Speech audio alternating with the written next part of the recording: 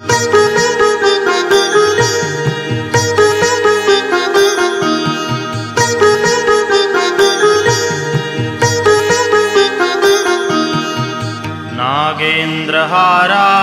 त्रिलोचनाय भस्माङ्गरागाय महेश्वराय नित्याय शुद्धाय दिगम्बराय तस्मै नकाराय नमः शिवाय।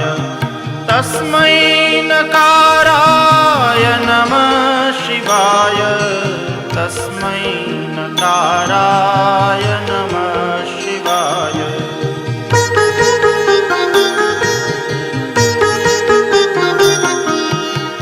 मन्दाकिनी सलिलचन्दनचर्चिताय नन्दीश्वर प्रमथनाथ महेश्वराय मन्दारपुष्प बहुपुष्प सुपूजिताय तस्मै मकाराय नमः शिवाय।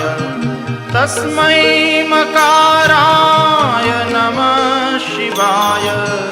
तस्मै मकाराय नमः शिवाय।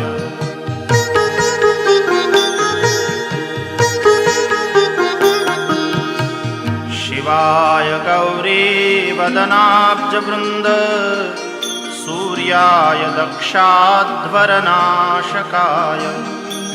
श्रीनीलकण्ठाय वृषध्वजाय तस्मै शिकाराय नमः शिवाय।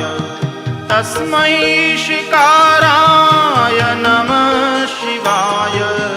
तस्मै शिकाराय नमः शिवाय।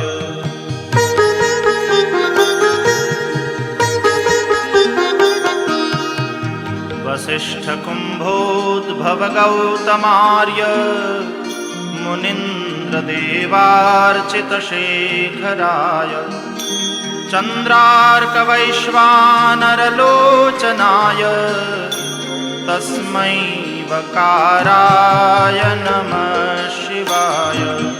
तस्मै वकाराय नमः शिवाय।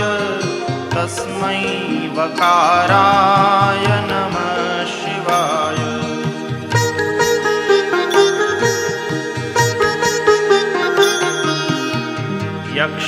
यक्षस्वरूपाय जटाधराय पिनाकहस्ताय सनातनाय दिव्याय देवाय दिगम्बराय तस्मै यकाराय नमः शिवाय।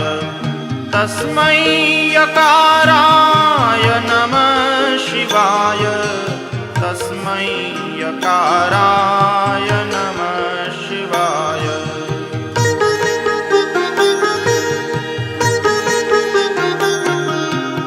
पञ्चाक्षरमिदं पुण्यं यः पठेत् शिवसन्निधौ शिवलोकमवाप्नोति शिवेन सह मोदते। इति श्रीमच्छङ्कराचार्यविरचितं शिवपञ्चाक्षरस्तोत्रं सम्पूर्णम्।